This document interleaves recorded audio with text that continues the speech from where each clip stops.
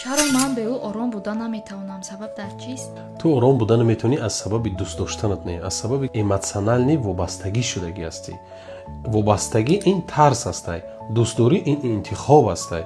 вақте ки шахс ба як кас зиндагӣ карда наметавонад, фикр мекунад тамоми ҳаёташ ӯ ҳастай, ин вобастагӣ аст. ва ту наметарсӣ ӯро аз даст диҳӣ. ту просто мехоҳӣ ҳамон эҳсосоте ки ӯ ба ту якбор додагиаст, ҳамон эҳсосотро такрор кунӣ. яъне эмоционална мехоҳӣ ӯро, ҳамон эмотсияро мехоҳӣ, ҳамон эҳсосотро мехоҳӣ боз ҳам такроран ҳис кунӣ. он холигие ки дар дарунат ҳаст, ӯро мехоҳӣ пур кунӣ.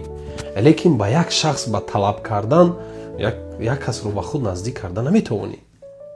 агар хоҳӣ аз ин ҳолат бароӣ ва ҳаёти ширини худро бевобастагӣ сар кунӣ, ман туро дар консултатсия интизор ҳастам.